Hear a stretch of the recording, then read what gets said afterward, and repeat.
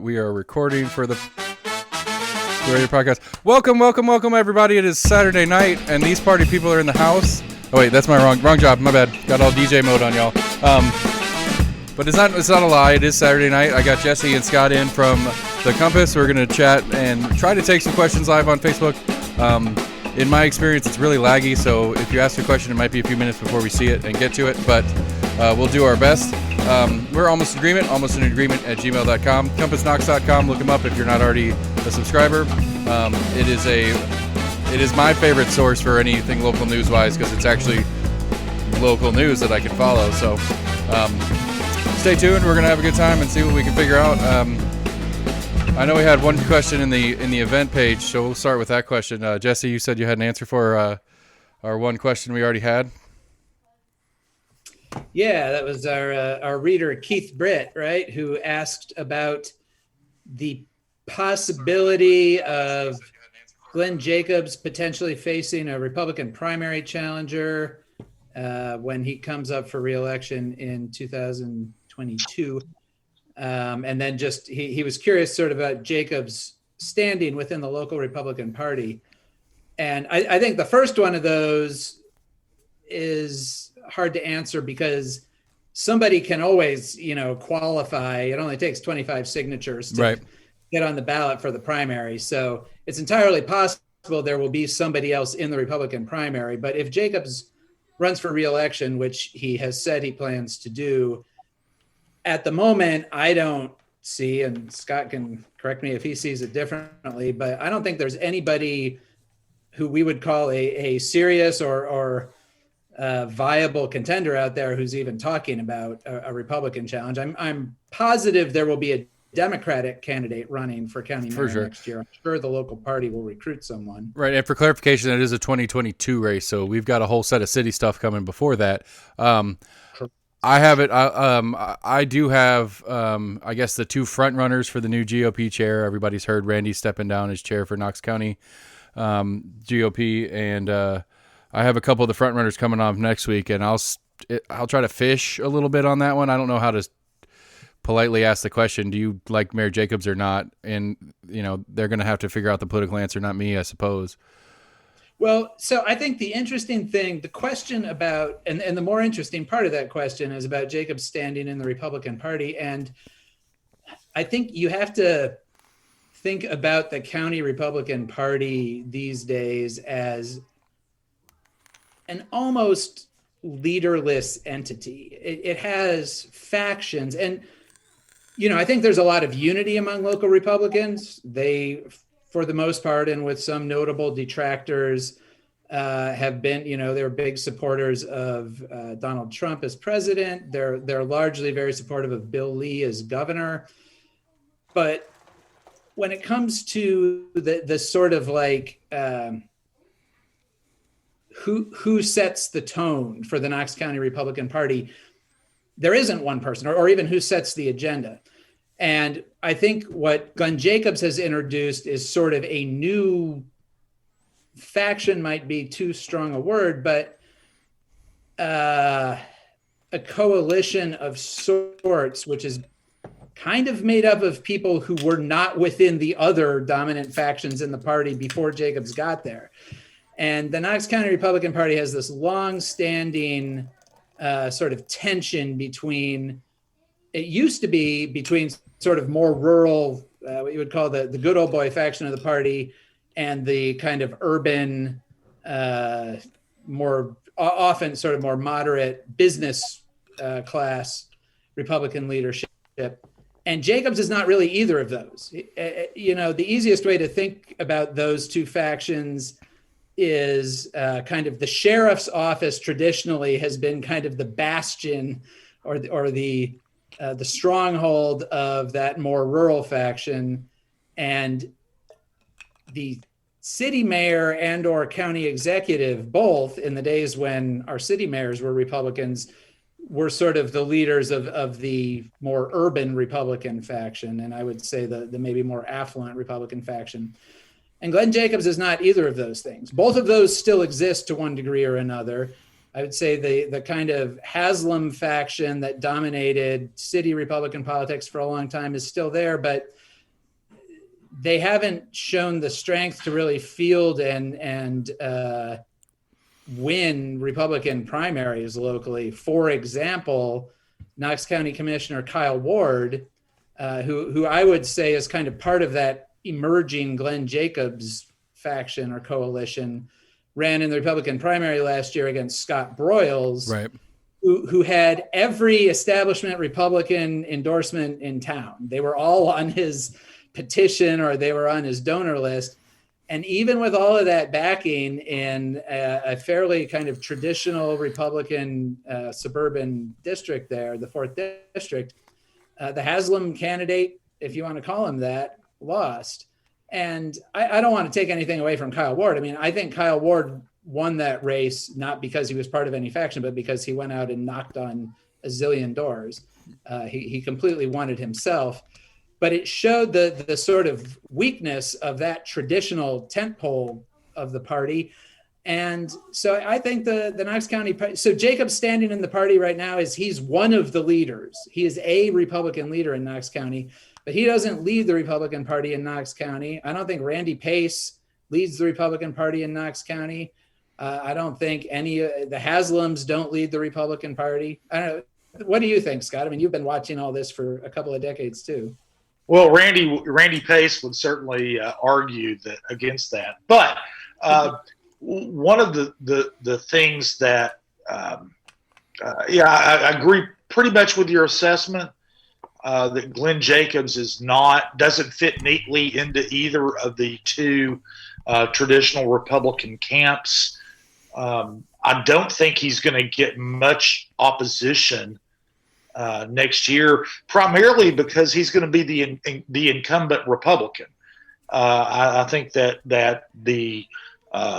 there are a couple of candidates or possible candidates, who could run against him, but I think that they'll probably keep their powder dry for 4 more years because the incumbents have so much power when they run for re-election.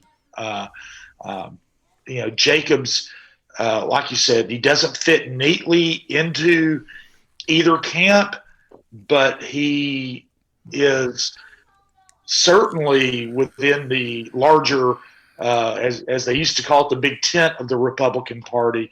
And I don't think there's going to be a whole lot of opposition to him 2 years from now. 2 years from now.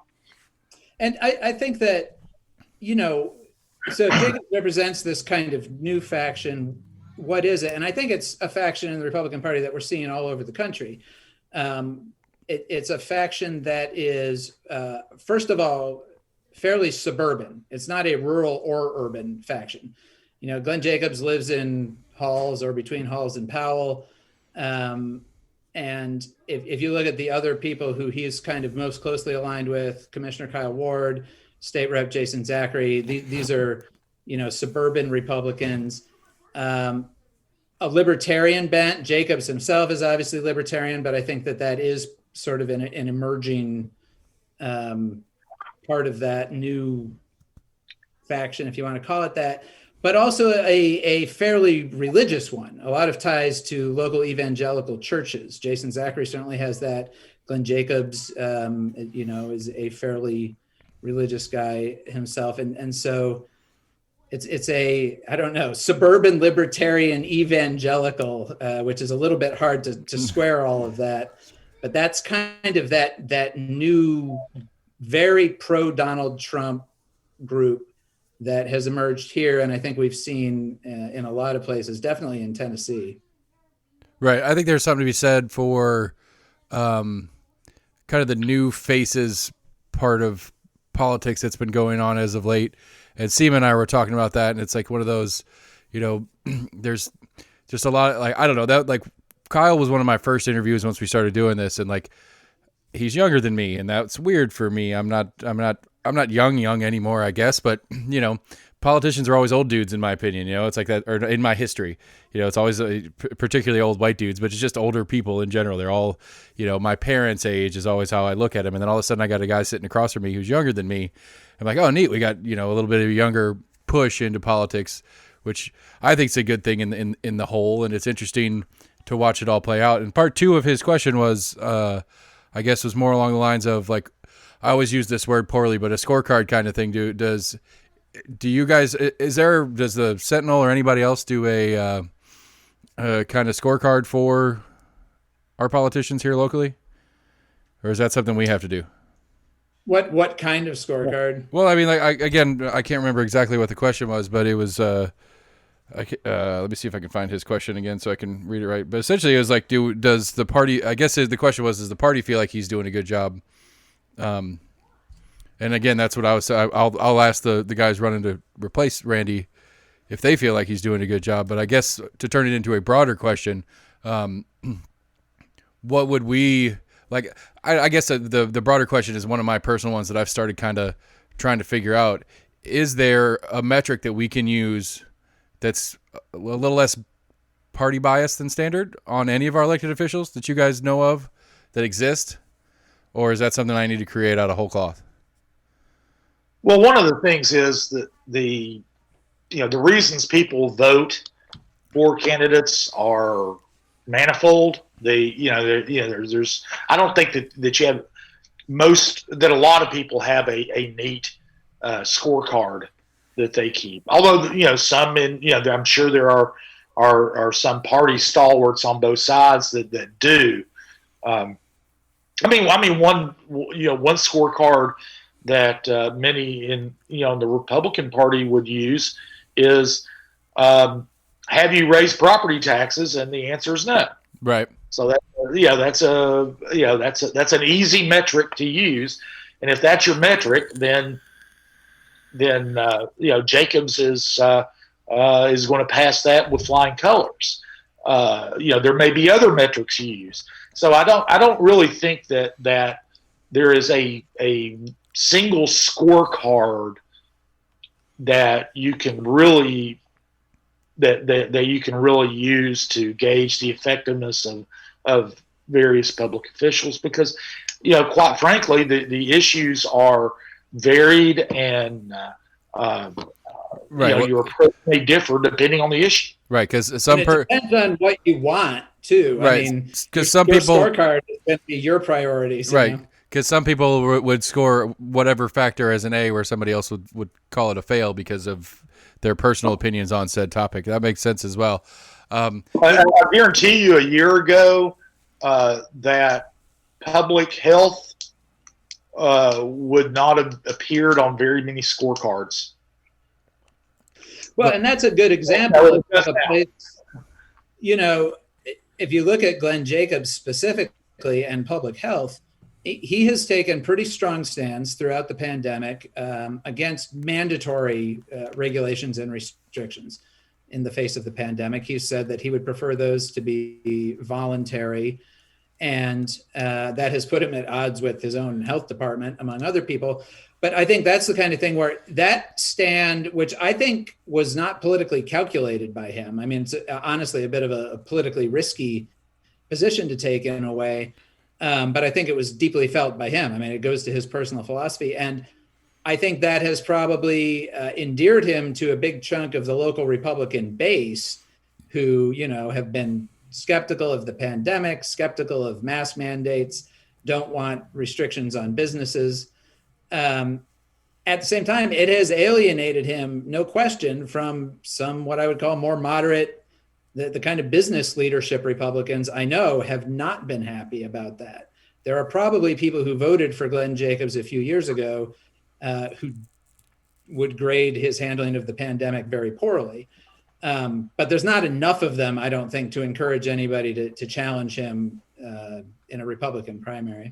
Because I think that would be the primary. That would be for another Republican. That would probably be the number one primary item to try to differentiate yourself. That might actually have some landing space. I don't know what else you could put on your primary platform against him that's going to have a big, clear, defined difference between you and him, for sure. I don't see. This is again me trying to catch up with the whole thing. And again, I use that scorecard term because I'm trying to. One of the things I'm trying to figure out as a voter is like one of the things that dove me way deeper into doing this show and talking to more candidates and more people around more candidates and stuff like that is I'm wholly confused on what their job is supposed to be. So when they're out campaigning, telling me what they're going to do, schools being the most obvious one, when a county commissioner is running on doing everything they can for the schools, and then I realize they can't do much of anything other than pass a budget. And it's like, well, that's kind of it. It's not false advertising, but it's a little bit misleading at minimum.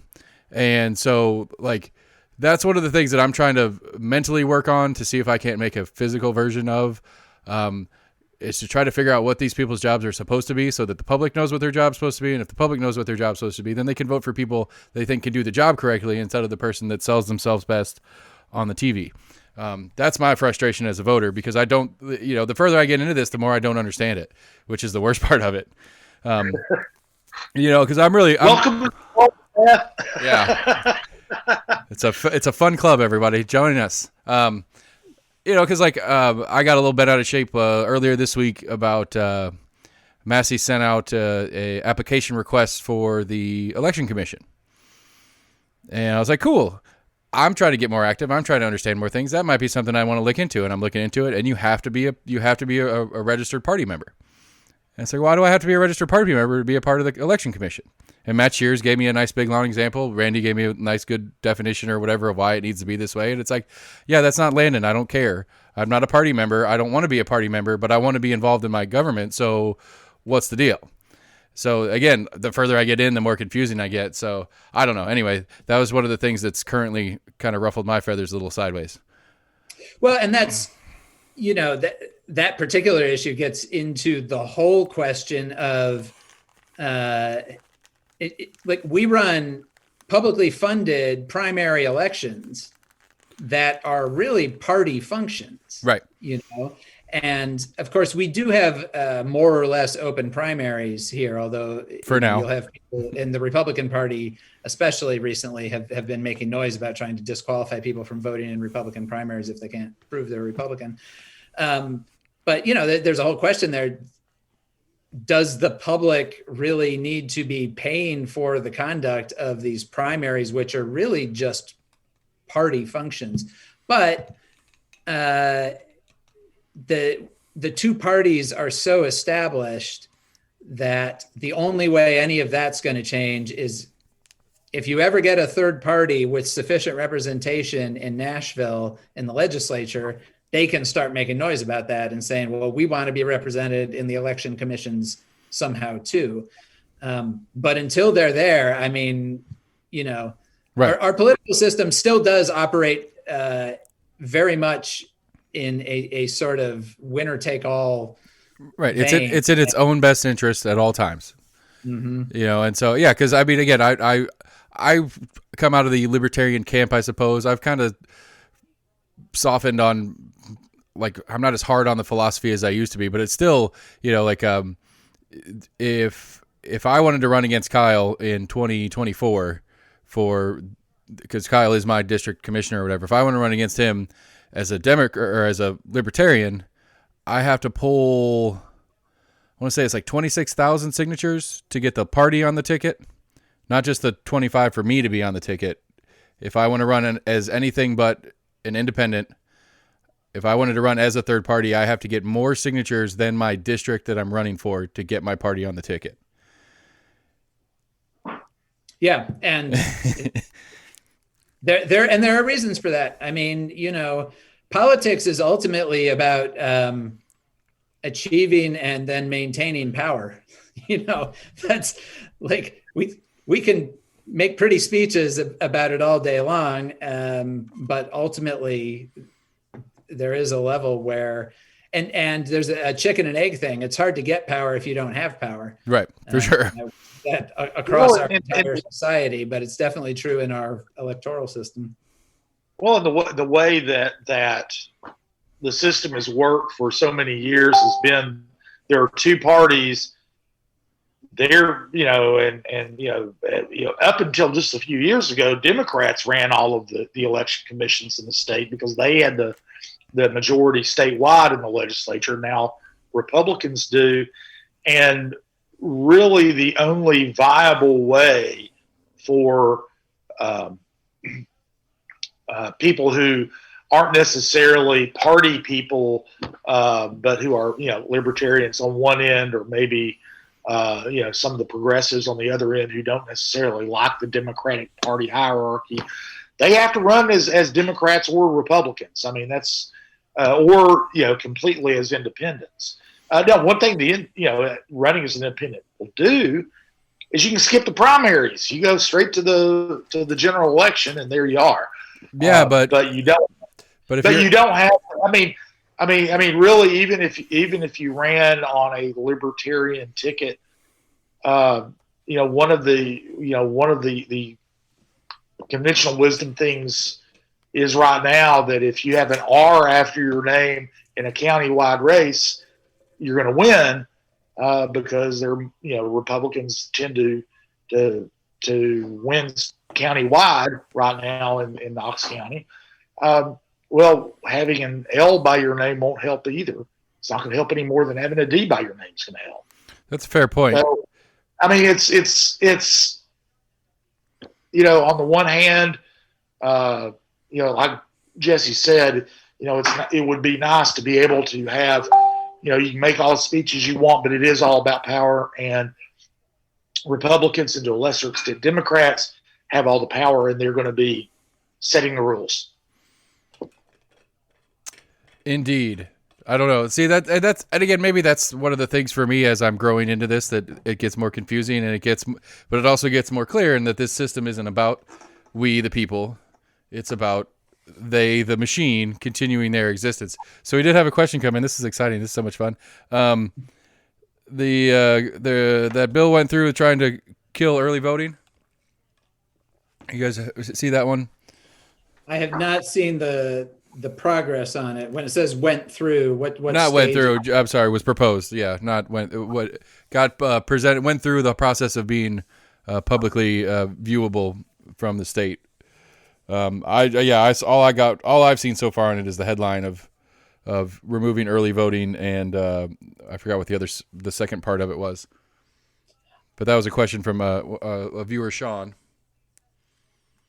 I think that we expected to see efforts to both expand and reduce access to the ballot this year, especially coming out of everything that happened with the presidential election.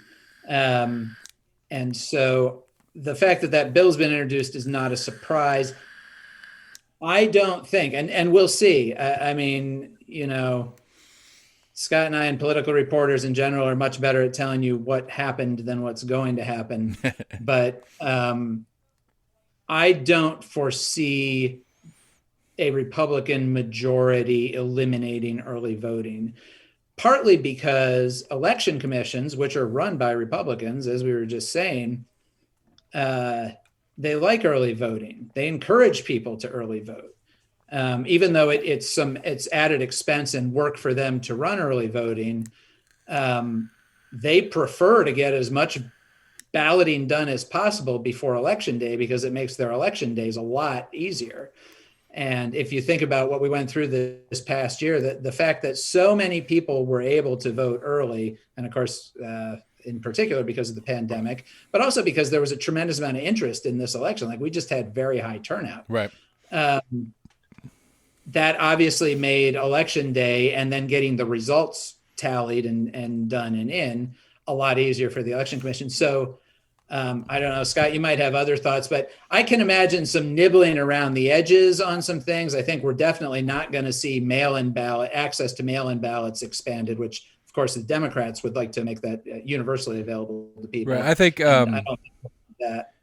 Yeah, I think that early voting is popular among Republicans, just as Republican voters, just as much as it is among Democratic voters. I think people like being able to vote early, and more people are voting early, almost with every election. And it's convenient.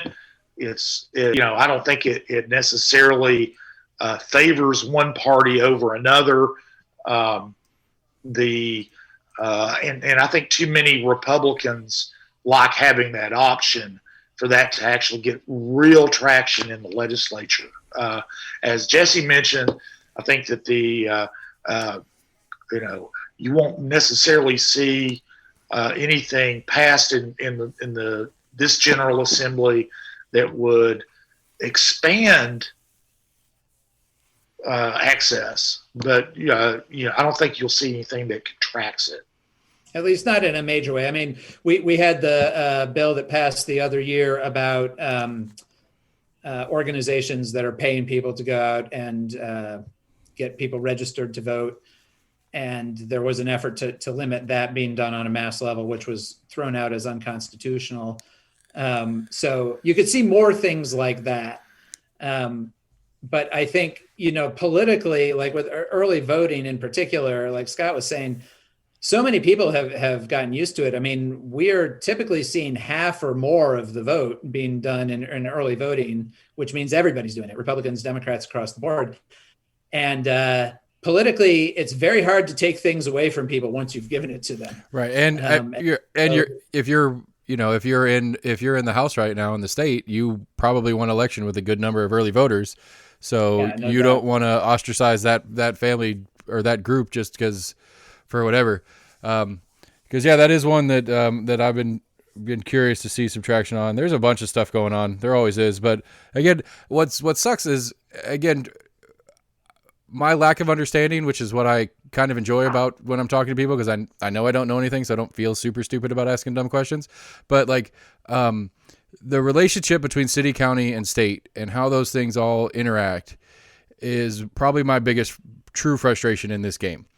Trying to figure out who to ask the question about what all the time, again, trying to be a little bit semi-professional, but not really at all, obviously. But of trying to track down the who's supposed to answer to this. Like I went on my big rabbit hole on the drone thing, which was wrong, but it's not wrong, but was inaccurate for the specific. But I went down that whole rabbit hole, and I'm realizing as I'm looking into sheriff stuff, this is a state issue, not a commission issue. Like I can't go to the commission or Mayor Jacobs and be like, hey, I'm not cool with this. There is the purse strings game where they could have not approved an expenditure for it. But realistically, if the sheriff wants to use a drone, he can use a drone because the state said so. And I'm curious, like, again, this is one of those questions I think about all the time. It's like, which citizen said, hey, I think we should use more drones? Well, any guesses? Law enforcement, of course, has been the topic of a lot of conversation over the past year. And one thing that a lot of people are maybe coming to realize or are reinforcing if they already knew it. Law enforcement in this country has a tremendous amount of leeway. And when it comes to local law enforcement here in Knox County, obviously the sheriff's department or the sheriff's office, I should say, as their official name, and the Knoxville Police Department are very different in the sense that the police department is under the supervision of the mayor and is a unit of the administration. In the county, the sheriff's office is a standalone entity with its own separately elected leader. And so the police department is subject to more political leverage because it's not just about what the Knoxville Police Department wants to do. It's also about the mayor's agenda. And you kind of have an additional layer of, I guess, civilian oversight in a way there. The sheriff's office, though, they are, subject to their budget being approved by county commission, being approved by the mayor and put in the budget. But as we saw this past year, the mayor didn't recommend a bonus or recommended half the size of the bonus for sheriff's deputies that the sheriff had wanted. And despite that, when it came to approving the budget, county commission went ahead and put in that extra money on behalf of the sheriff, even though the mayor had explicitly said he didn't want it. And so the sheriff's office has a lot of, they can't do whatever they want, but they can do a lot. Right. There is nobody in Knox County when it comes to matters of law enforcement outside city limits who can tell the sheriff what to do. Right. Right, except for, that's one of the things, again, trying to figure out the hierarchy of the structure, the how things work, the who answers to what. It's super confusing, for lack of a better word. Well, one thing you can look at, if you want to take it out to the mega level, the bird's eye view of it, every power that local government has comes from the state. Counties are political subdivisions of the state. And cities are chartered by the state, so that whatever powers a city has, cities get in general, and the counties have in general, come from the state legislature. So a lot of times that's where you go. And the state, for instance, when you talk about the sheriff's office and what they can do, at the state level, they've given them the power. Now, if the state legislature wanted to curb that power, all they need to do is pass a law, and they can curb it. It's not, a lot of course, they don't do a lot of, well, sometimes they do a lot of micromanaging, and it can be an issue with some things are very hands off on. And law enforcement, especially at the county level, has been one of the things they've been very hands off on. Right.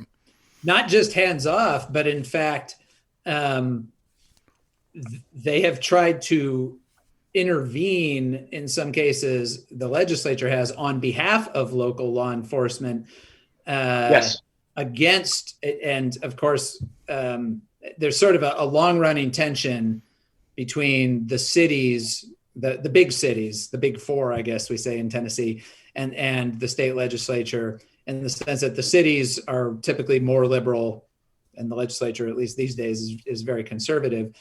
And was it last year? I guess it was 2 years ago that the legislature was looking at severely limiting the power of civilian oversight boards in all of the cities that have them, which is Nashville, Knoxville, and Memphis. I don't know if Chattanooga has one. Basically, the legislature was saying to the cities, we don't want you to have a civilian oversight board over your own police department. Even though in Nashville, that was voted on by public referendum. The voters of Nashville said, we want this.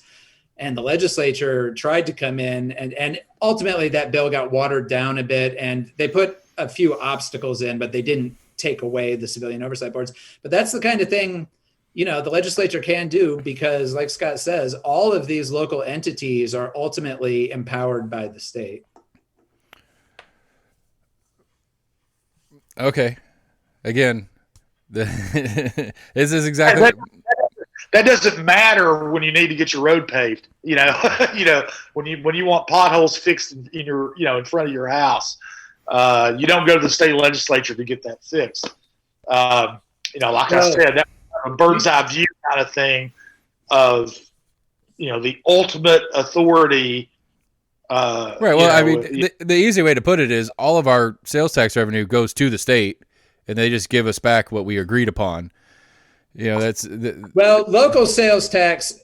I mean, the state has their, I forget, what is it? 7 point. It's 7 flat, and then the local is the 2 and some change or something like that. Right. Yeah. And so the local tax is just the local tax. I mean, the state just, they collect it and send it back. But right. That's what I'm saying, though. But like physically, the money goes there first. But I mean, well, when you get down to the what I was talking about, the macro level, if the state of Tennessee, the state legislature, decided to take away the local sales taxing authority of cities and counties, they could. Yeah. Right. They don't, but they haven't, and they won't. And so I don't want to get anybody's, anybody to get all too upset. But I mean, that's the power of the state legislature. I'll get mad about it. I get mad about all sorts of stupid stuff. Rule. Now, as far as setting the local option part of the sales tax, that's all on the locals. But you got to remember, the state legislature they're the ones who set that. I mean, and I can't remember, Jesse, you might be able to say it off the top of your head, the percentage that is possible for local governments to add to to charge in sales taxes. They can't go above it. Right. We have another half penny that we could go up here locally. Both the city and the county could raise the local option sales tax a half cent more. But that is set by the state legislature. If the state legislature decided they could raise it, 2 cents more, they could. But that's where I'm talking about, is where the state legislature sets these ground rules for local governments to follow. That makes sense. All right, so Jack Vaughn asked us a question. He says, what do you, the Royal U's, think the political landscape of Knox County looks like in 10 years?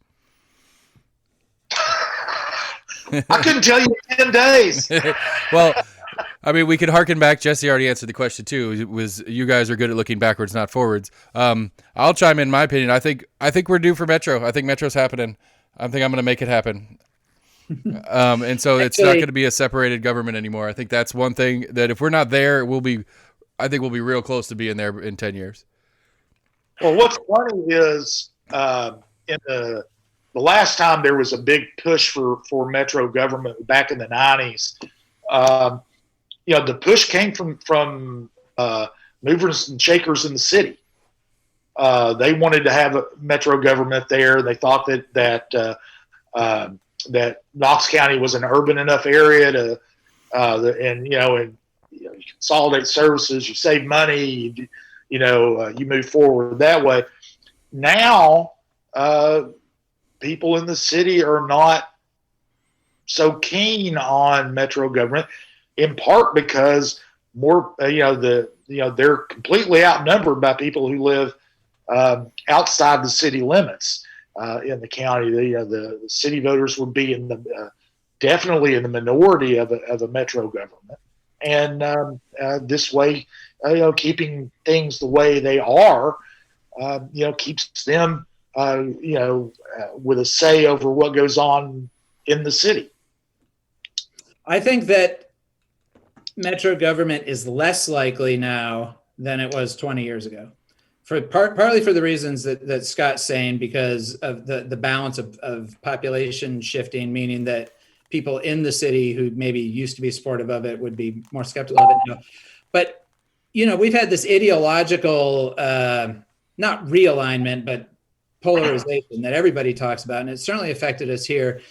The city of Knoxville has become much more liberal, progressive, blue, whatever you want to call it. And the area outside the city, which had always been Republican, but it has gotten more conservative. It has gotten farther right than it was 20 years ago. And I think I think both of those trends are likely to continue for the near future, which is going to make it really hard to ever have a Metro government that's going to be palatable to people both inside and outside the city.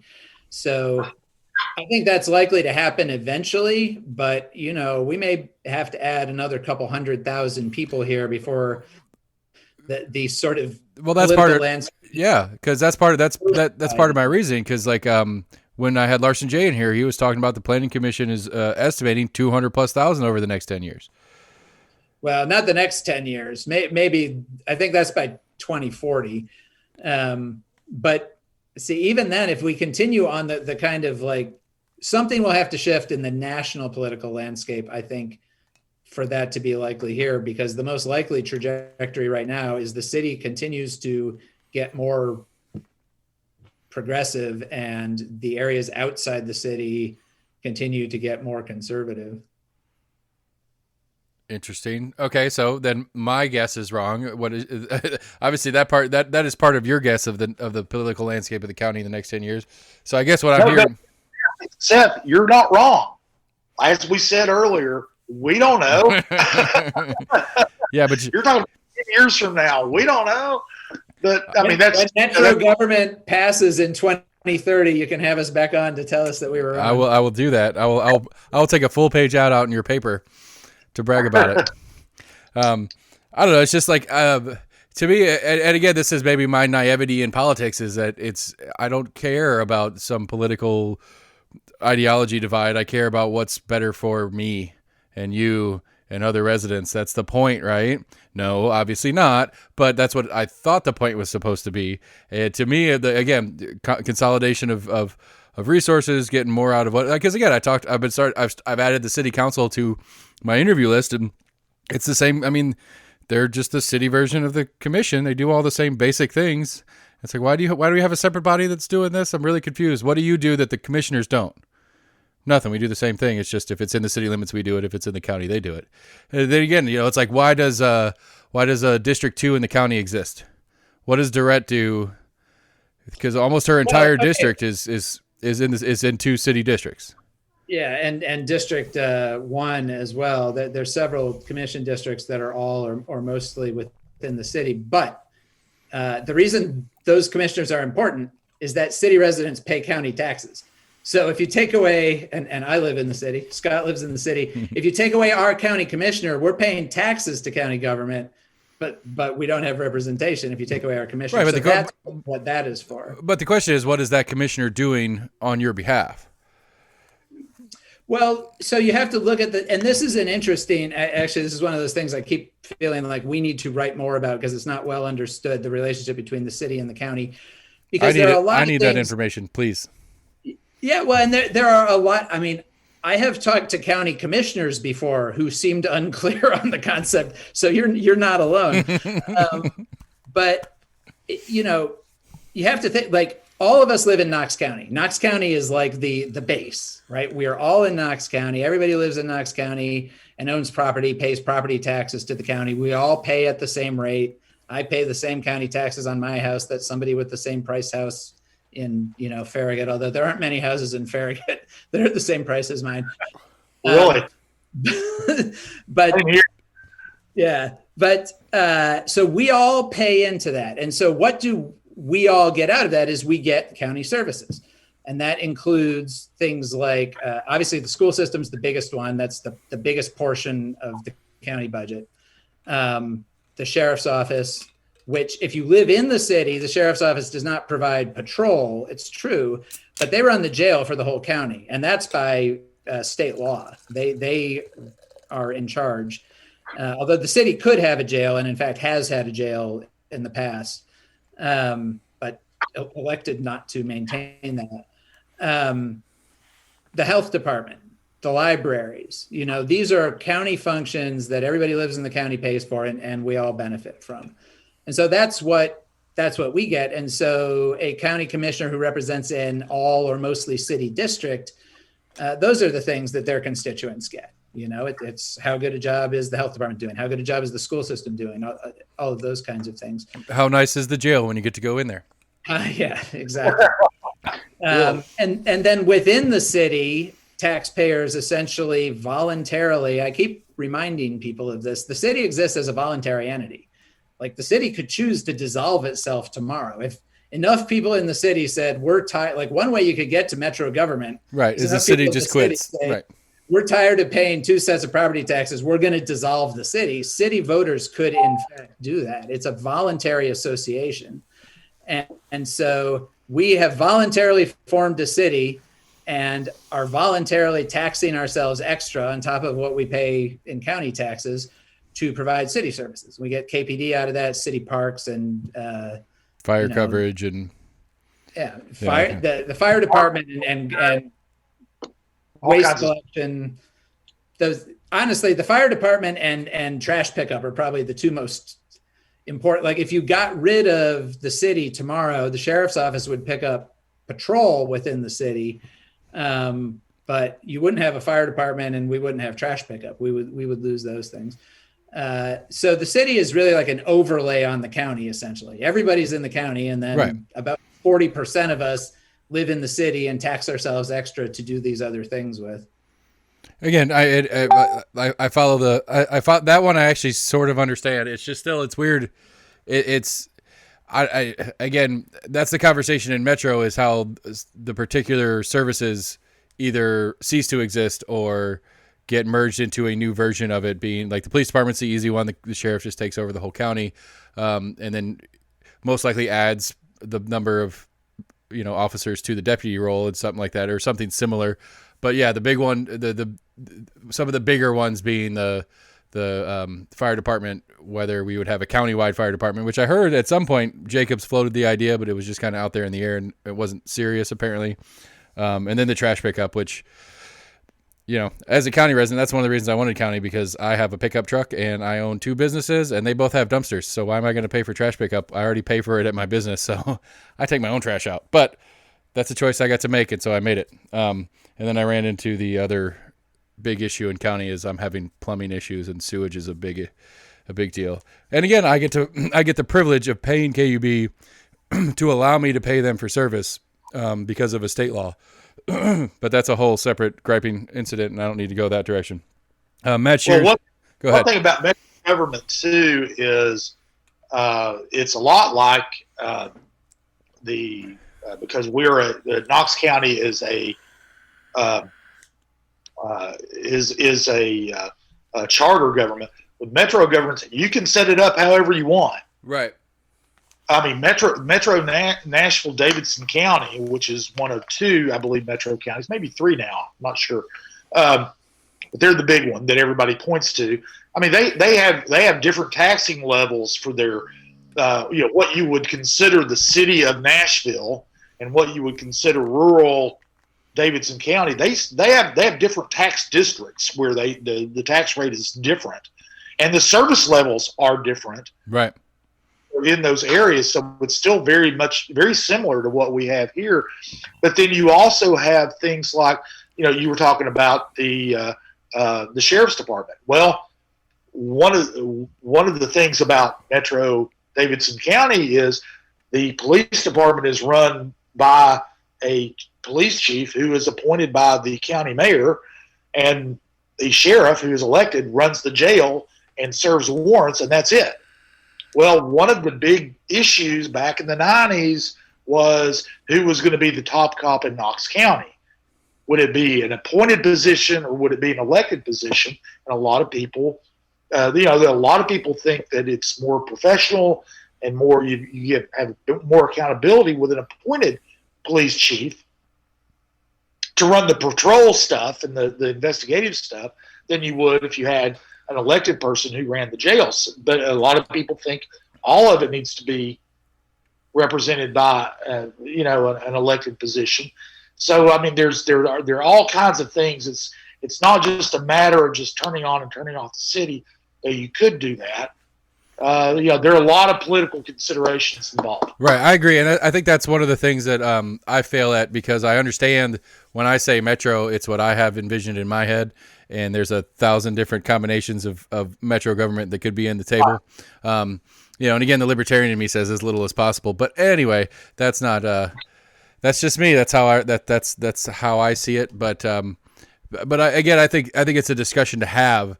And, again, the idea of when we get this many more people in, whether it's 10 years or 20 years or whatever it is, my concern is it's one of those, I don't want it to get to the point where it has to happen, where we got to do this because we're already there, and at least having some discussion leading into. So it's not like again, it's to shift conversation a little bit to the baseball thing. The big fear in a lot of people's, when I'm talking about the baseball stadium, is slow down. Let's slow down and let's go through this and really take our time and make sure we're doing what we want to do, how we want to do it, and that kind of stuff, and not just jump into this and then have a bunch of stuff come up after the fact.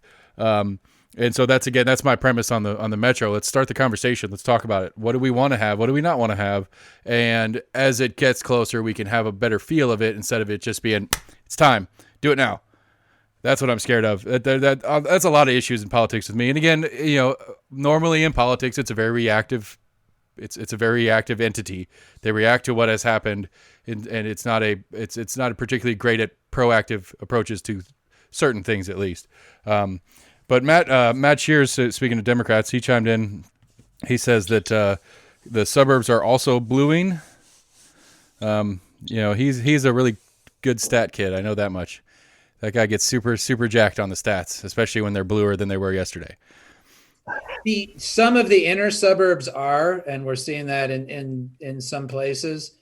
I feel like the results of a couple of the legislative races last fall, though, kind of showed the limits of that. Like Eddie Manis won his race much more handily than the Republican Martin Daniel did in that same district 2 years earlier. Right, and I am in that district, and the amount of mailers I got because they thought Virginia had a good shot at it was obnoxious. Like, it was out of control how many mailers I got for that race. Well, that's a function of she did good fundraising. She was pretty successful at fundraising, so that's why you got all those mailers. But that district, which looked flippable for the Democrats, looks a lot less flippable right now. But, you know, not to pour cold water on Matt, because he is right. And this is something, you know, we did a series at Compass, which you can find on the website, of profiles. Wait, hold on, time out. What website is that?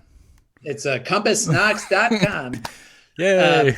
Every voting precinct in the county. And one thing we did there were 89 voting precincts. We did it week by week. We did a sort of in-depth look at each one, including their recent voting histories.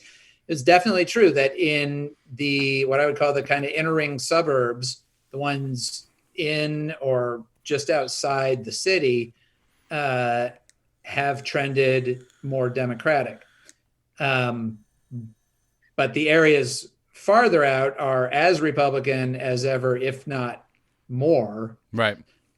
25 years ago, when I first moved to Knox County, or 27 years, however long it's been now, there were still Democrats getting elected countywide in Knox County. And that hasn't happened since, Scott, was Randy Nichols our last Democrat? Maybe so. Maybe Randy or Tommy Schumpert was already out of office when Randy out of office. Mike Lowe. No, not Lowe. Maybe. Anyway, but yeah, it's been a long time.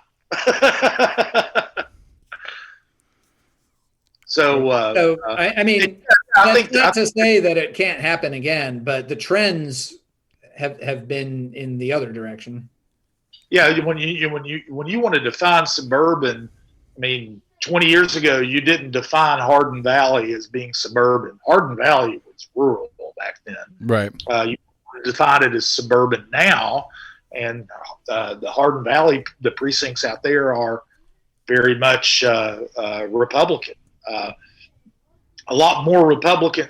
You know, they might not be more Republican proportionally, but there are a lot more voters out there, and they're Republican. So. I agree with Jesse. I think most of that increase in Democratic strength in, if you want to call it suburban, is primarily in the city neighborhoods that are at the edges of the city limits, rather than neighborhoods that are out in the county. Okay. Because again, Mike Padgett was who you were trying to think of. Well, yes, thank you. I got the first name right. It was Mike. So. Well, there we go. So again, like I'm the newbie on the block here, trying to catch up to the history of things, and you know, it's again. I guess I want to take that same question of 10 years politically speaking into 10 years of what Knox County, Knoxville is going to look like, as far as if we get the population growth that is being hinted at. If you know, I don't know. This is always the question I have, because, you know, as I'm trying to say this, my oldest runs down the stairs. When my oldest is graduating high school, you know, that's about 10 years from now. Like, what is my kid going into Knoxville doing as an adult? And that's one of those things that I don't know how to even think about. If you guys have any thoughts to help me out with that. Well, that all depends on what happens between now and then. We don't know. I mean, you can't just assume that what is happening now will continue to happen 10 years from now, but it might. I have no idea. There might be a you know, one or two events that would completely transform, you know, the community. 20 years ago, downtown Knoxville was still pretty much a dead area as far as nightlife and restaurants and things like that. It was still, it was still daytime business, and nighttime was, it was just shuttered, and things have changed a lot. Right, because so KUB didn't care about that garage at nighttime when they first took it over, because nobody parked there at nighttime because there's no reason to. And now it's like, oh, we can make some money off this thing. People are actually here at night. Let's charge a few bucks and use our parking lot for our own benefit. Anyway, sorry, throwing in local jokes. These are the jokes, people. Well, I'm going to miss that garage. That was my favorite place to park on weekends downtown. Yeah, I used to do downtown Gruen Brewery. I used to play that Monday night free roll poker game religiously, and always would park in there. And but that's their garage right behind it is a city garage, right? It's not like it's like a whole 65 yards further away.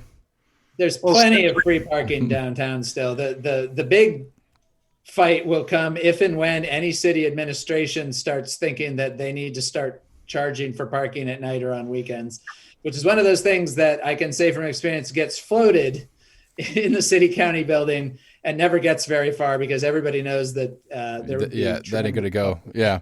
That goes back to something Jesse said earlier, that it's very hard to take something away from voters once you give it to them. Once the city gave free parking to anybody who came downtown at night or on weekends, very difficult to take it back. But I will say on the question of 10 years from now, I mean, I think there's a couple of things absent major catastrophes. I mean, as we have seen, life as we know it can change rapidly. So with that caveat, everybody expects Knox County to continue growing. There's some debate about how quickly, but whether we're going to add 50,000, 100,000, 200,000 over 10, 20, 30 years, we're going to keep growing. We're going to grow past 500,000 people. We are going to continue to urbanize, and by that I mean the ongoing conversion of what's left of our rural areas into more developed residential and commercial areas. That's going to keep happening. The city itself within city limits is, I think, pretty well poised to continue to grow as well. One interesting thing to see is going to be when we get the 2020 census numbers, what the actual growth from 2010 to 2020 for the city of Knoxville is, because the city has not really grown much since 1960. It's been around between 170 and 180,000 people, for going on 60 years. So if we really come back at 187, 188,000 people, that's going to be the most significant growth within the city in a couple of generations. And I think that'll continue to happen because we're seeing more apartments be built, all of these new condos going in and around downtown. So I think you could both expect the sort of city center to get more developed and more densely populated in the county as a whole. The thing that's hard to predict because it depends on leadership and local decision-making is how well we deal with all of that. Right. And the county, a lot of that pressure is on the county because that's where most of the growth is going to be. And the city already has infrastructure. It has infrastructure in a lot of cases that is old and needs to be updated, but they've also been investing a lot in updating that. And KUB has been investing a lot in its infrastructure. So the city can add thousands of people on its existing infrastructure. The places in the county that are likely to see growth are not set up for that. If you get very far outside the developed areas in the county, you get onto narrow 2-lane country roads really quickly. And we've already seen in a lot of areas, those roads get built up with subdivisions, but they're still just 2-lane country roads. And that's starting to be a problem. Right. And so County Commission has been talking a lot the last few years about the need to have better long-term planning and to make infrastructure investments to get ahead of that, but they haven't actually done anything about it. They've been talking about it, right? Sometimes in great detail. Talking about a plan. We need a plan to make a plan so we can plan on it. Yeah. But and what they really need, honestly, is investment. I mean, you cannot build infrastructure for free. It costs money. Right. And as we know, we've talked about plenty, the county hasn't raised property taxes in more than 20 years. They're on something like an 80-year road maintenance plan for the roads they have. So the idea of building more infrastructure to try to accommodate more people. And what happens if you don't build the infrastructure to accommodate the growth? And you can see that in parts of Nashville and Davidson County, where it just gets really hard for anybody to get anywhere because the roads were not built to handle that volume, but nobody wanted to invest on the front end to make the expansions or whatever else needs to happen. So that comfortably rolls into, how do we justify buying a baseball stadium? Well, that's a good question. Well, it's kind of apples and oranges, but the baseball stadium is first of all, you need a whole show for the baseball stadium. I've got Mamatov and that whole crew coming in a couple weeks. Yeah, one of the things. I mean, when you want to break it down to its simplest, a too simple way of putting it, almost, is that there's not the number that gets thrown around is $65 million. It's kind of the upper end of what Randy Boyd has said the stadium will cost, but there's not a $65 million just pool of money out there that the city and county could spend on other things or spend on the baseball stadium. It's not a matter of either or. That's a valid point. The money to pay for the baseball stadium only comes if there's a baseball stadium. If there's not a baseball stadium, there is no money.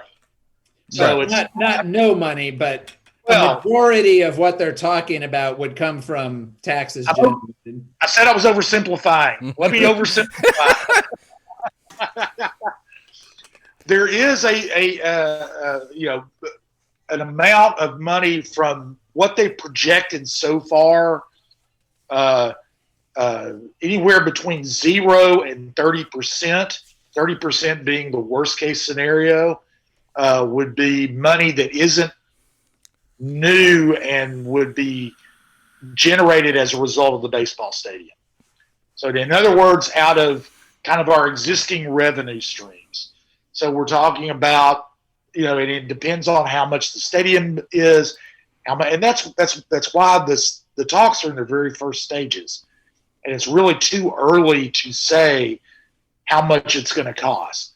But, we're talking probably $500,000 to $1 million each for the city and county per year to pay off the debt.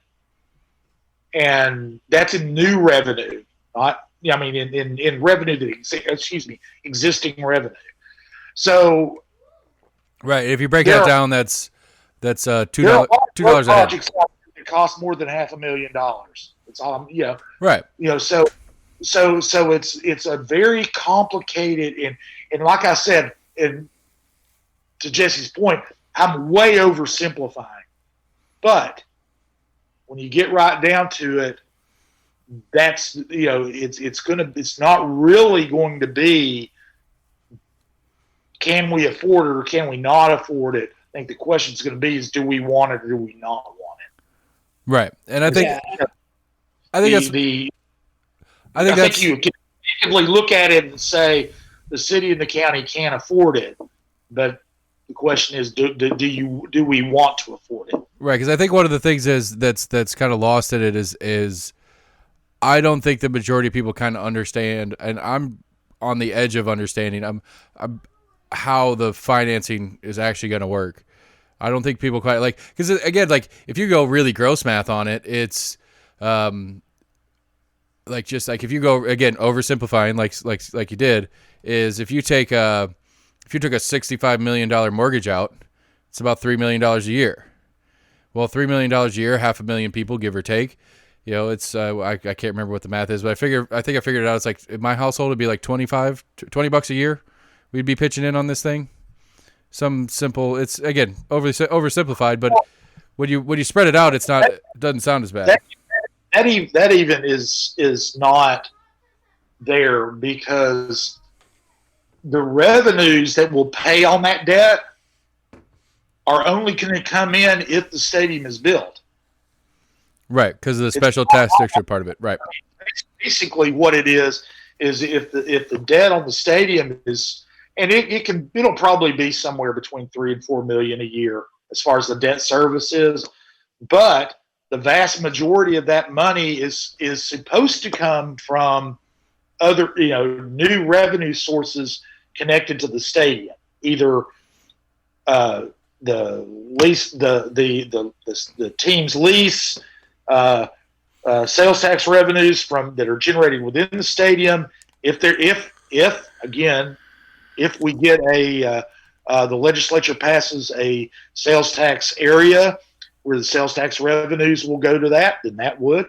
If private development in the area gets payment in lieu of tax agreement, that money will go to it.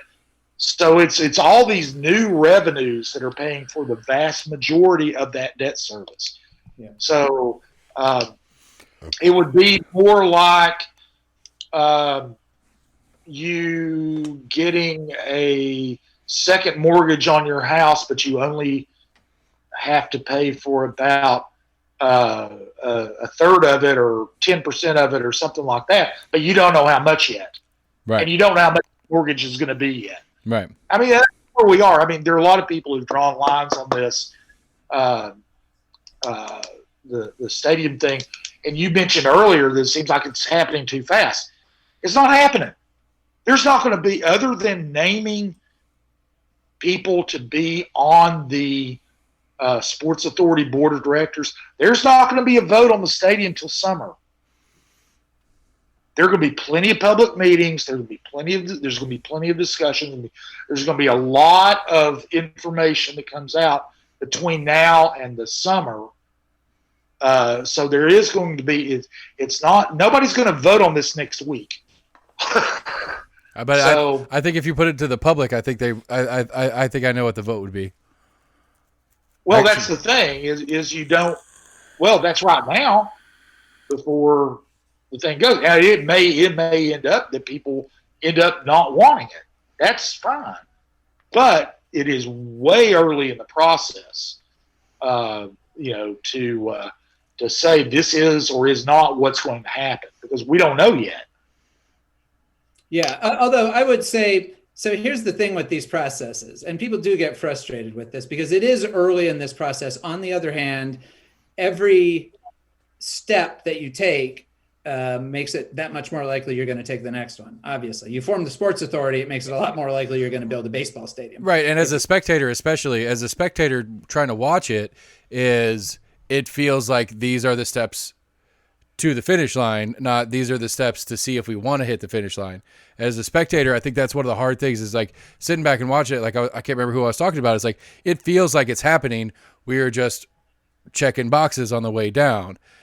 Well, yes, but so here's the thing, like that's how all of these things always happen. It's from small projects to the largest projects like the convention center.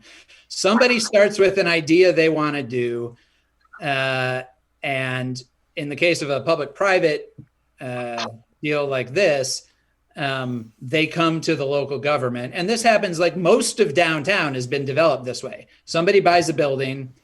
They're like, okay, I have this building. I could do X, Y, Z with it if I can afford to fix it up. So they come and talk to the city, and they say, look, here's the deal I can offer you. I own this building. If you'll give me, tax relief for 5 years, 10 years, whatever, and that's where a lot of the negotiation comes in, then I'll be able to afford to fix it up, and then it'll come back on the tax rolls at a much higher valuation. And we also revitalize downtown. And that's the way all of those deals have been done. That's what this is. And I keep telling people that I think the most useful way to think about this is a deal that's being offered. We have a guy who owns a baseball team that used to be in Knoxville, that's not in Knoxville anymore, and he would like to bring them back to Knoxville. And so he has come calling. And this hasn't been a rapid process in the sense that Randy Boyd has been talking publicly about this for 4 or 5 years. City and county officials, city more than county, the county has only kind of entered the picture in the last couple of years, but city officials have been talking about it as a priority for 4 or 5 years. We've had multiple city council candidates and now a mayor get elected having said that they were in favor of a stadium if it could be made to, everybody always has the caveat, like if it makes sense. I'm in favor of it if it makes sense. But I'm not aware of anybody who's lost an election because they've said they were in favor of the stadium. I think almost everybody, there may be a few exceptions. Amy Midas is maybe the exception of a candidate who was in favor of the stadium who lost the election, but I don't think she lost because of the stadium. So you could say it's been out there, it's been discussed. People have run for office saying they're in favor of it, and they've gotten elected. So it's not like there's no foundation to say that there's support for it. And the other thing is that if you look on Facebook, 95% of the comments I see about it are negative, and they come from both the left and right, which I think is interesting and predictable in a lot of ways. But I will say, when I worked for the city, if I went with the mayor to any civic group, neighborhood association, business association, like you name it, engineers, whatever, and then there was she would give a talk, there was a Q&A at the end. At every single one of those, and I'm not exaggerating much, almost every single one of those during the Q&A, somebody would say, when can we get baseball back to Knoxville? So there is interest out there. There is support. That doesn't necessarily, like if they put it to a referendum, I don't know how that would go. But I wouldn't underestimate the number of people out there who read a headline like baseball stadium coming downtown and think, oh, that sounds cool, and just go on about their day. They don't go on Facebook and say that they love it or anything. But, there's a built-in constituency for a baseball stadium that's out there. And there's also people who just like the idea of it. Like a city should have a baseball team. Right. And that's to be fair, like maybe it's because Facebook can't figure out what to do with me because I'm always searching for randomness and I'm all over the map. But I've had good, like, just because I'm the contrarian that I like to try to be every once in a while. I've had people that were anti-stadium that I've gotten into arguments on Facebook on why we should have one. And then I have people that are pro-stadium and I'm like, got arguments on why we shouldn't have one. And so, like, again, the easy answer is, yeah, I want a baseball stadium. I want to have a baseball stadium out here, a multi-use venue for other stuff. My personal is like, if we're going to spend the money, let's get a better Civic that can do way more multifunction, because I hate the Civic. The Civic is awful. And I'd like to see. I'm going to argue with you on that one. Yeah. It's one of those, like, if the budget was no conversation, I could just do whatever I want. I would tear down the city-county building and I would move their offices. They can go play somewhere else. Take them out of that. That's such a gorgeous spot. It needs to have something cool on it, and that needs to be the new Civic in place of the city-county building. Nice big Bridgestone style, really nice multi-use venue right there on the river. It'd be amazing. But so, going back to what I was saying about the deal, that's what we have here. Right. We've got a rich guy who owns a baseball team and so I think everybody has to make their own evaluation of that. As Scott said, the ultimate question here is not going to be, can we afford it? The city and the county both have built more expensive projects than this baseball stadium would be. Combined together, they and with the ostensible new revenue streams that would come in. I mean, the county's talking about covering their part of this entirely through hotel motel taxes.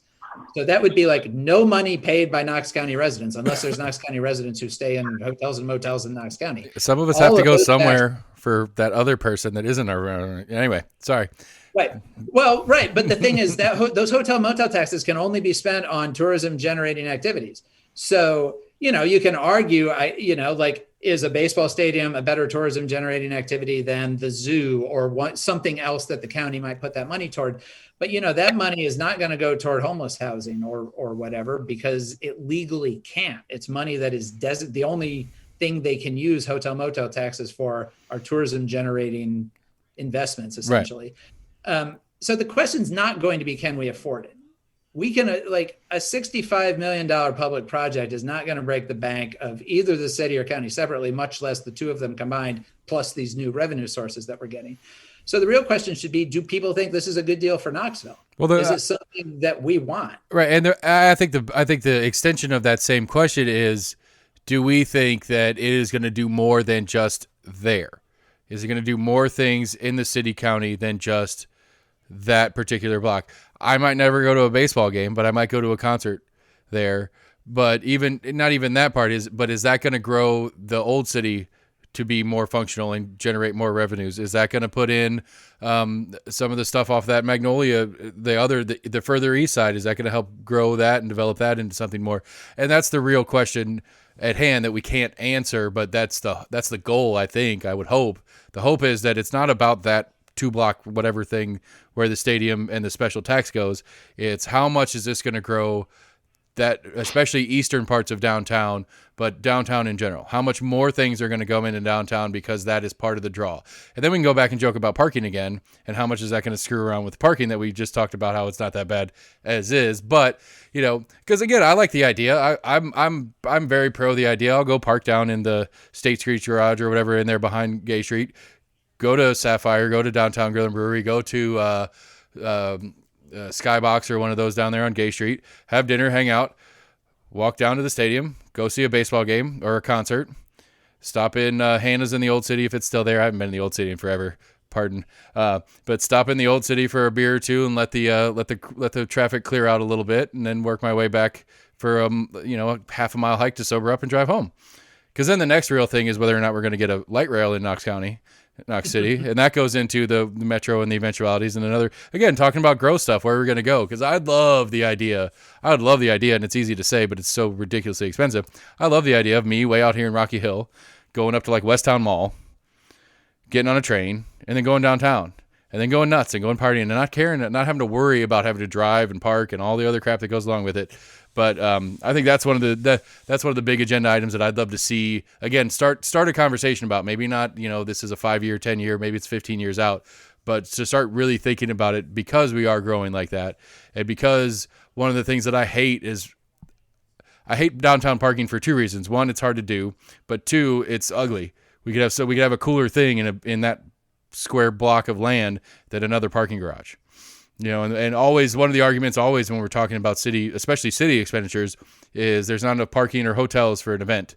We're going to hold this big event, World's Fair is doing a thing, UT's hosting a thing, and it's a big deal on hotels or on hotels and parking. It's like, well, light rail takes both those out of the conversation, because every hotel in Knoxville becomes an option. Every parking lot in Knoxville becomes an option, because you can just jump on a train and get down there and do it. But that's one of my, again, I can talk about it because I'm not in office. I can pretend like I can do whatever I want because it's not my money either. But I don't know. That's the stuff. I don't know that I ran out of new questions. I wasn't. I was hoping for some more interaction on the website. People watching, if you have more questions, hit us up. But go ahead, Scott. I am going to have to make my exit. All right. Commitment that I have to fulfill. Well, I can respect that you have other commitments than hanging out with me and Jesse. You deal with Jesse all day anyway, I suppose. Yeah. Actually, this is the way Scott and I see each other these days. We never see each other in person. I haven't seen Jesse. When was the last time we saw each other in person? I don't even remember. We've done a couple of things that we were both there over the last year, but mostly, it's just been this. I can probably do about another 15 minutes, and then I think I've got my dinner.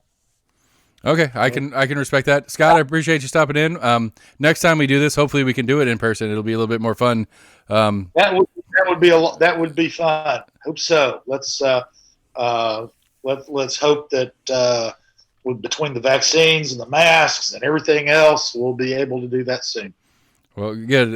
Again, I appreciate you coming on. We'll touch base again, and I thank you for what you guys do. I'll do this again here in a minute when Jesse leaves me, but I appreciate what you guys do. I think it's, I think real local focused news is lacking, and you guys are about the best source that I can count on for real local issues being actually covered with some depth.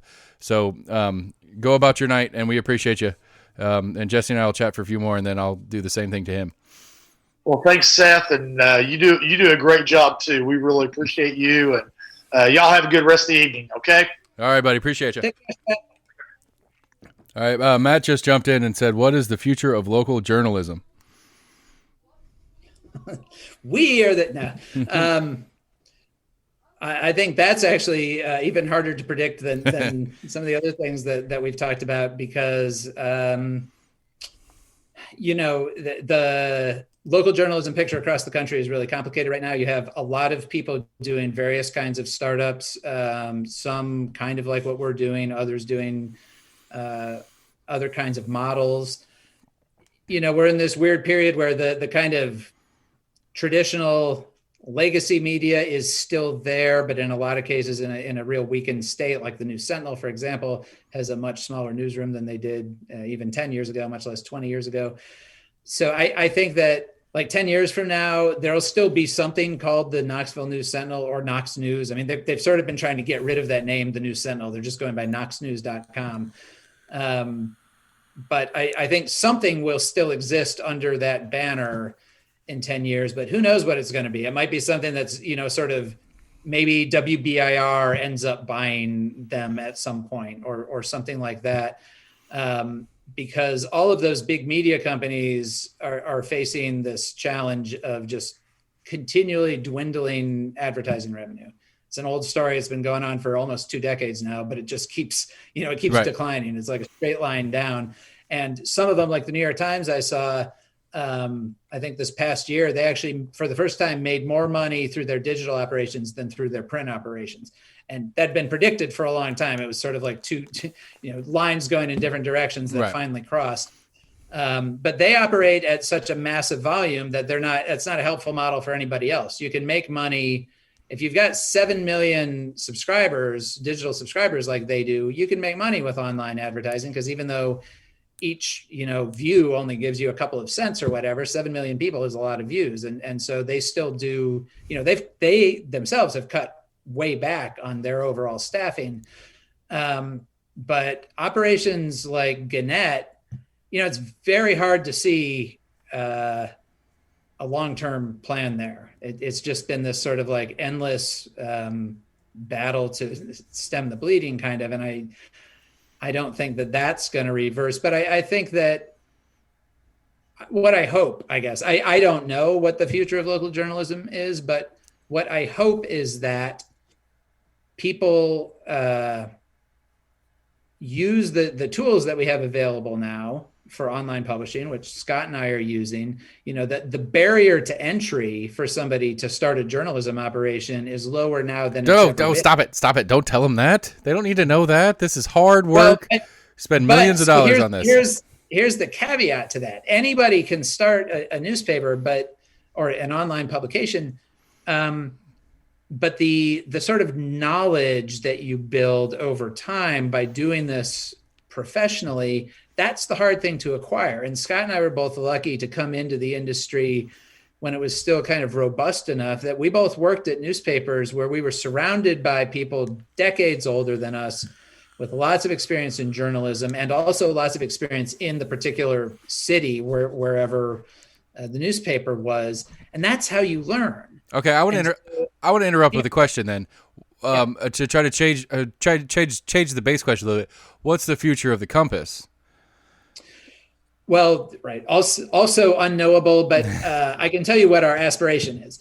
What we would like is to continue growing. I mean, we've been on a sort of consistent growth trajectory ever since we launched. I take credit for everything you've done new this year, for all the promos that we have sent you for all of our listeners. Whatever. I appreciate that. Hey, we should work on like a coupon code or something that we could totally do that. We'll talk about that. All right, we can. Yeah. And thank you so much for everybody you've ever sent to us. But we would like to accelerate that growth if we can. Our problem is that we're better reporters than business people. And which is not surprising, obviously, but also the fact that what we do day to day takes up most of our time, just kind of keeping the thing running and publishing. And so it's hard for us to do the long-term strategic planning and also kind of think about marketing and all those kinds of things that are a little bit foreign to us anyway. That said, we're already at a point now where we're starting to bring in a couple of freelancers who are contributing occasional things, and we'd like to increase that. Both to take a little bit of our workload off, but also to diversify, honestly, the voices in the paper. We're very conscious of the fact that it's just like the two of us writing everything. And I feel like having more voices is better. I would, and Scott may have a slightly different vision of the long-term future. I don't know, but I think that we would like to build up a small local news operation that could sustain itself, even if Scott and I both decided to go do something else, or if we, both got hit by a bus or whatever. And we're certainly not there right now. Like if one of us gets hit by a bus tomorrow, we're in trouble. But that would be, I think it would be I think that the model that we have is probably sustainable at a level where we can grow to where we could have, and I don't know what the number is, but say it was like a 7 to 10 person operation. A 7 to 10 person operation could do a lot of local journalism. And that's our goal. Like if we got to that in the next 5 to 8 years, that would feel like an achievement, even getting to 3 people. Three full-time people would be an achievement at this point. Yeah, the plus one is the first hurdle. That's the big one. And then after that, the rest of them come a little easier, I think.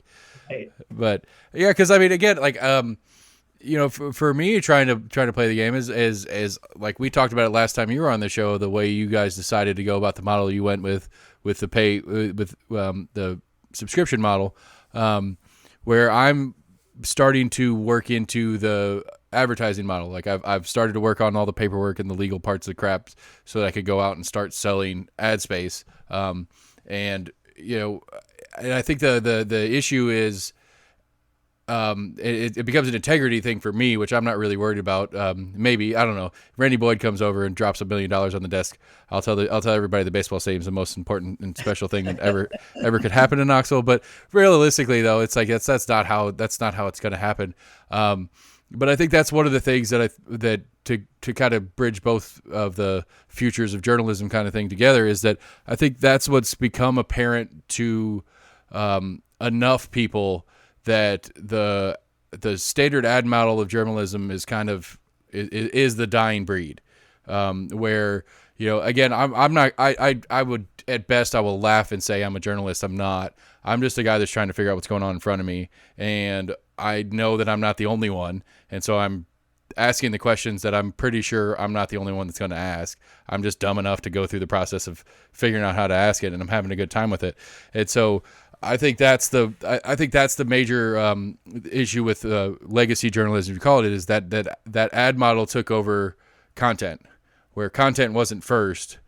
Making sure you could sell ads was first. And I think that's what the internet killed for legacy, and what you and I are trying to do in different ways. Because I think it's important. And again, I think it's one of those that I don't know if that's because of ad model or not, where it went to a WBI or something like that as part of at least a regional, if not national network of local news organization. But it's like you're getting your stories from the same parent. You have some of your local little tidbits here and there, but like your regional and national news is really just one company. It's not you here. And what matters to me is what's going on for us here. And I think that's what's missing in even other versions of local journalism, is it's somebody else's view of here. It's not our view of here anymore. And I think that's what I'm most pleased with your coverage of, and that's what I'm trying to do with ours. Is just, because again, I think that's one of the things that's flipped over in the big political scheme, is that we care more about what's going on in Washington than what's going on in the city county building, and that's backwards. And we care more about it because we're on social media and we can argue about whatever Pelosi and McConnell are arguing about with somebody from California while we're on social media. But at the end of the day, it's more important talking about how this road is going to handle the 10,000 people that are coming in this neighborhood over the next couple of years, not whatever stupid bill is going on through federal means and stuff like that. So that's what scares me, that as this progresses, because even especially in my format and doing the podcast format, I don't know of many other local podcasts. I know there's a couple guys around here that do a little bit of stuff, but all the podcasts that I normally listen to aren't local ones. They're national. All their advertisers are national. And it's one of those, how to make this a sustainable thing, because I don't want to do anything but here. Like we end up talking about national issues because it's hard not to. Everybody hears them. But at the end of the day, I want to know what's going on with this situation. We're on track for the highest murder rate in the history of Knoxville. Yeah. And it's crazy. And, and the coverage is decent. but I don't know. I don't know what the coverage is supposed to be. I don't know what solutions are supposed to be and that kind of stuff. But but we got this baseball stadium. We've got 10,000 things going on right here that, like, again, my stupid drone thing where I misinterpreted what not legal terms, but military jargon was, misread that jargon, and I made a leap, and it's like none of the other coverage is talking about anything else that's going on at county commission meetings except for Board of Health. And now it's shifted over from Board of Health to baseball conversation. There's 50, 60 items on every agenda, and the only thing that anybody's talking about on it is baseball or Board of Health. And it's like, there's more going on, everybody. We gotta take the time to dig a little deeper and see what's going on, because these are the things that matter. The Board of Health is a big deal, don't get me wrong, but these other things are the things that really matter, that we're not paying attention to, that we're too busy with other stuff, and nobody else is taking the time to tell us about it. And yeah, I know. Amen. I totally agree with you. And I will say that has always been a challenge. I mean, even when local media was much more robust, getting people to pay attention to local issues has always been hard. And, when I worked for the News Sentinel back in the 90s, covering the school board and county commission, my fellow reporters, I mean, there were times in those days where there might be 2 or 3 News Sentinel reporters at one public meeting, because we were all covering it from sort of different angles or different beats, but it kind of touched things that we were all doing. So there was a higher volume of coverage then, which I think was important. There was not necessarily a much better informed, because the reality is that people always read the sports section more than the local government news. They always read the national news more than the local government news. It's always been a challenge to kind of get people to pay attention to those things. And I understand that, because everybody's busy and you can only pay attention to so many things at once. And right, there's 50 or 60 things on every county commission agenda. Most people cannot every month even just, and one of the challenges there, if you're Joe Average Citizen or Jill Average Citizen, you sit down to read that agenda, and most of it you cannot tell what it's about. Yeah. I can't Obviously. tell what half the things on the county commission agenda are about, but I have the luxury of the time to find out and call somebody and say, what is this thing? Let me make sure I understand this. And that's, there's always going to be sort of, most people only get engaged. And that's why, like with the baseball stadium, people say, this seems like it's being rushed, or it's suddenly the big priority. And, the reality is, like, if you've been following it, it's been an ongoing conversation that's been active in ebbs and flows for several years now. And kind of everything that's happened has been pretty well publicly telegraphed at each stage. But, most people aren't going to pay attention to it until it comes down to, oh, this is this thing that is actually going to happen now. Right. There's a vote next week, or whatever.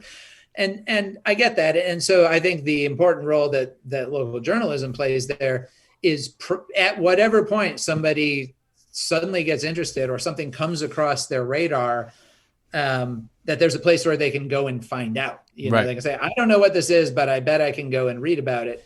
And the danger in the erosion of local journalism is that that's not true. And there are certainly plenty of instances where no matter how interested you are in something, it's hard to get information about it. So, it's those are the gaps that we're trying to fill. It's the gaps that you're trying to fill. The challenge, as you say, is when you focus locally, you limit your audience. If you limit your audience, you limit your ad revenue.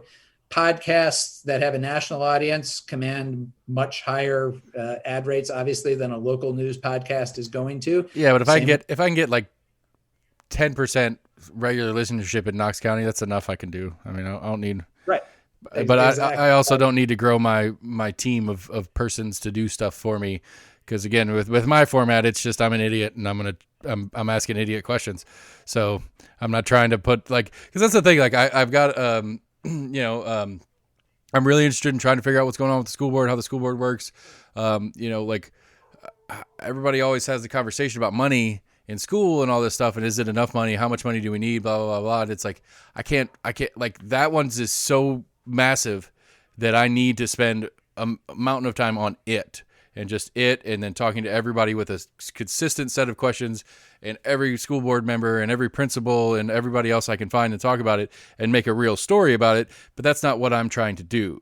I'm not trying to do story podcasting. I'm trying to do just, hey, these are people talking, we're talking about what's going on. And I'm trying to include some of the things that I'm more deeply interested in, but that's like a side project that I got to figure out how to do, which I'm not probably capable of doing, to be honest. But that's kind of what my, like, again, like the format that I want to do doesn't matter.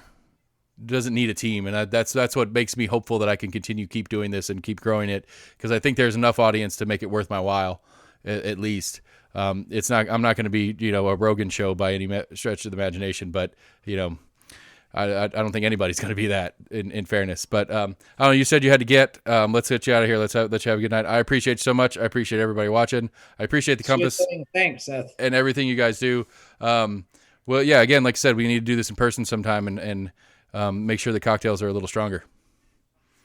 And if you ever want to do a full thing on the school board, I'd be happy to come back to talk about that, because we have an interesting local history, and then there's also just a lot of dimensions to the governance of our schools that are very complicated and not well understood. Right. Well, I mean, that, again, you talk about local politics, things that people don't pay attention to. Like, I didn't realize until about a year and a half ago, a little bit before starting the podcast, but that the school board is, again, like the sheriff's office we were talking about earlier, it is a whole separate governing body in and of itself. The only thing the county has anything to do with it is the money. And exactly. The mayor puts it in the budget because of what they asked for. But then on top of that, the school board has a guarantee, some guaranteed percentage kind of thing. I don't know how that all works. And then you have Governor Lee talking about BEP, like that means something, and then everybody else freaks out. It is such a massive, complicated entity just that flows between the relationship between the state and the county and the commission itself and the school board itself and all these things that are just kind of working. And I don't think anybody really knows how it works. It is a very complicated system. Exactly. But we trust them to keep our kids, alive and smarter than they were yesterday. So hopefully they can continue doing at least some of that. But anyway, CompassKnox.com. If you're not a subscriber, get to do so, because they're smarter than me. They're going to give you real news. I'm just going to give you anecdotal fun stuff. We're not smarter than you. We've just spent more time sitting in public meetings. I don't know whether that's a good thing or a bad thing, but it's how we've chosen to spend our time. If that is the determining factor, then you're not smarter than me. I sat through one 8-hour meeting, and that was enough for a lifetime. You sat through it with me, but I got some outro music. Any last words? Any last plugs? Anything you want to get out there? Nope, not at all. But good to see you. It was very good to see you, Jesse. Woo! Compass Guys live. Facebook people, thanks for hanging out and watching us live on Facebook. I'll pack this up and put it in a podcast format for the rest of you, and it'll be released tomorrow. We're Almost Agreement at gmail.com, Facebook, Twitter, YouTube. Like I said, I'm working on sponsors. If you've got extra money you want to throw at me to tell your name out loud, I'll do it. I don't care. I've got a bunch of stuff coming up. I've got Massey, Manis, Spangler's in the pipeline. I just confirmed another city council person. I've got the baseball Manitoff and that crew coming in. Dasha's on the docket. I think that's all I have right now. I don't remember. But again, Almost Agreement at gmail.com, Facebook, Twitter, YouTube. Hit us up. Thanks for everybody watching live on Facebook. We'll be back to do it again soon.